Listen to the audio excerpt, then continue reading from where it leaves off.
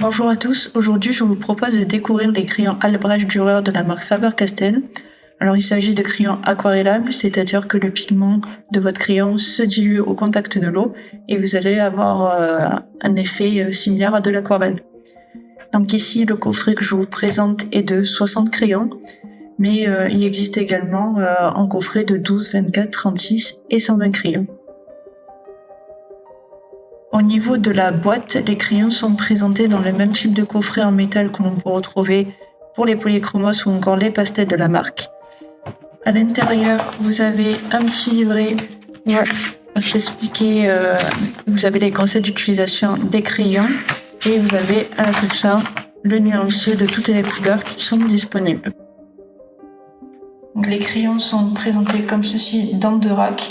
Donc, vous avez les petites poignées au milieu pour attraper la première rangée de crayons et en dessous vous avez la deuxième qui, pareil, peut sortir également du coffret. Au niveau du crayon en lui-même, donc on est sur les mêmes pigments que les polychromos, donc c'est plutôt pratique si vous voulez retrouver le même pigment mais en version aquarellable. Donc il vous suffit de vous reporter au nom et au numéro qui est inscrit sur votre crayon. On va pouvoir passer maintenant au test des crayons. Donc pour cela, je vais commencer par réaliser un nuancier. Donc je vais utiliser mes crayons comme si c'était des crayons de couleur. Je vais appliquer mon pigment sans utiliser d'eau. Et pour l'instant, je dois dire que je suis très satisfaite puisqu'on est sur les mêmes pigments qu'on peut retrouver chez les polychromos. On a une belle pigmentation et en plus, on n'a pas besoin de vraiment appuyer sur le crayon pour avoir directement le pigment sur le papier. Alors même si on n'est pas sur le plus gros coffret, vous pouvez voir qu'on a une belle diversité au niveau des couleurs. Et même si vous voulez pas les utiliser en tant que crayon aquarellable, déjà les couleurs que vous avez sont largement suffisantes pour faire uniquement du crayon de couleur.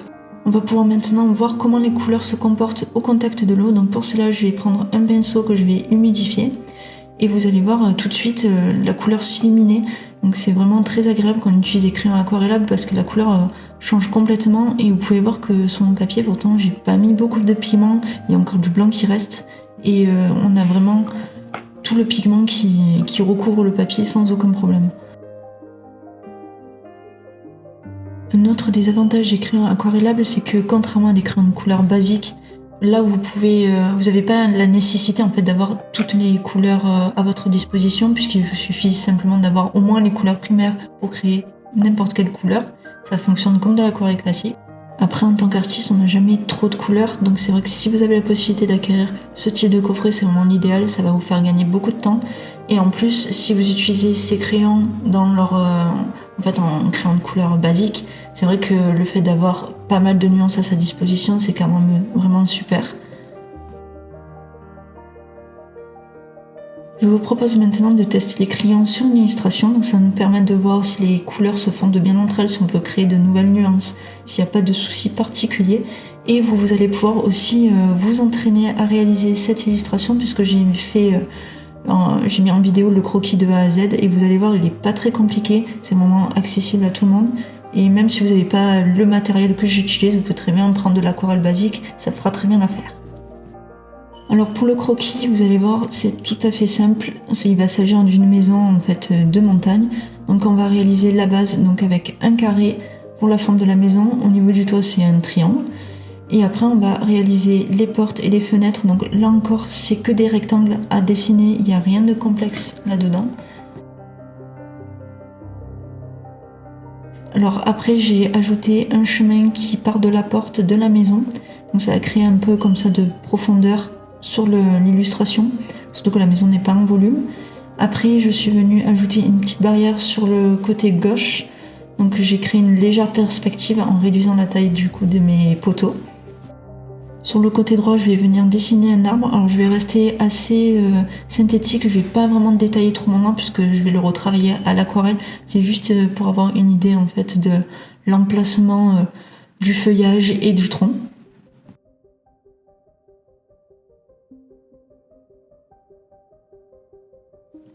Et à l'arrière-plan, je suis venue dessiner des montagnes. Vous allez voir qu'elles vont légèrement changer par rapport à mon dessin original. Et ensuite, vous allez pouvoir prendre votre gomme mie de pain pour estomper votre tracé afin que votre crayon ne ressorte pas lorsque vous allez appliquer votre pigment. Alors maintenant, on va pouvoir attaquer l'aquarelle. Donc je vais commencer par prendre mon crayon de couleur et faire une base en fond pour faire mon ciel et mes montagnes. Mais je vais utiliser le crayon sec sans utiliser d'eau et je vais venir après avec mon pinceau venir activer le pigment.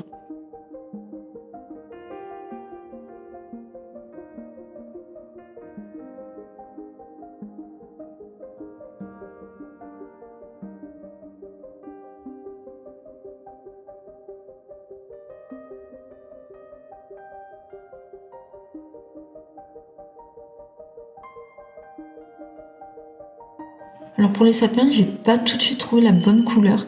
Donc c'est vrai que comme on a la possibilité de superposer les couches sans problème, c'est vraiment un gros avantage.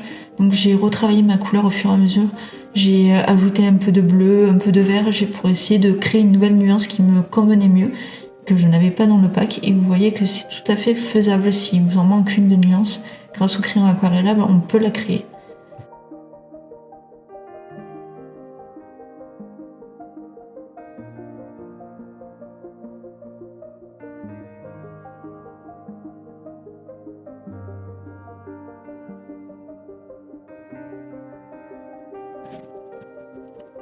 N'hésitez pas à faire des essais si vous avez un doute sur la quantité de pigment que vous devez mettre sur votre papier, parce que c'est vrai que il y a vraiment une grosse différence de contraste entre ce que je mets comme pigment sur le papier pur sans dilution et une fois que je rajoute l'eau, on voit qu'il y a vraiment une énorme différence. Donc prenez une feuille de papier à part, faites vos essais, comme ça vous ne serez pas surpris une fois que vous allez passer sur votre illustration.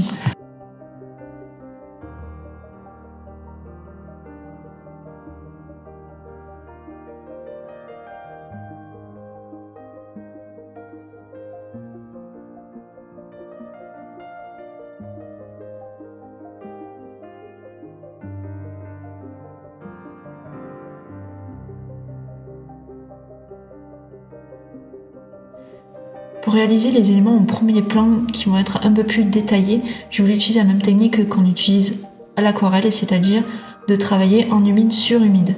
Donc par rapport à l'arrière-plan où j'ai attendu entre chaque couche que mon papier sèche complètement, là j'ai en fait repris mon crayon, j'ai pas attendu en fait que ma feuille sèche, j'ai pris mon crayon et je suis venue appliquer des détails et en fait la mine va fondre au contact de l'eau.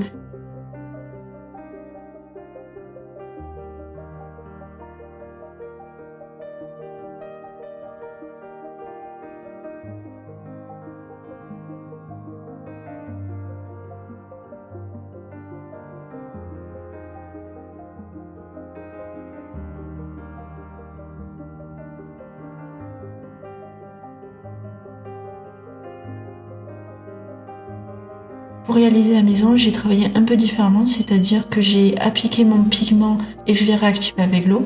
Par contre, pour ajouter des détails, j'ai pris mon crayon de couleur sec sans dilution et je suis venue appliquer mes détails, mais par contre, j'ai pas réactivé derrière avec l'eau. Là, l'objectif en fait d'utiliser le crayon pur, c'est de mettre en fait la maison qui est le sujet en fait un peu principal de cette illustration pour le mettre un peu en avant, qu'il soit pas fondu au milieu de ce décor. Et surtout pour la rendre un peu moins plate vu qu'on est sur une façade simplement de maison, il n'y a pas de volume.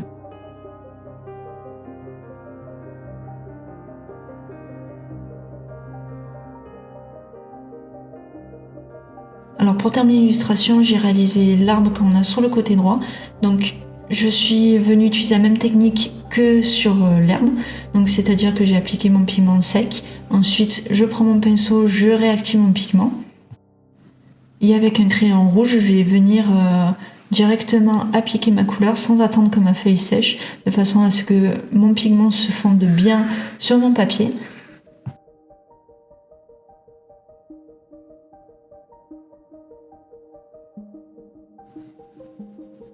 Et pour terminer, on va réaliser la barrière sur le côté gauche. Donc pour cela, on va prendre un crayon brun.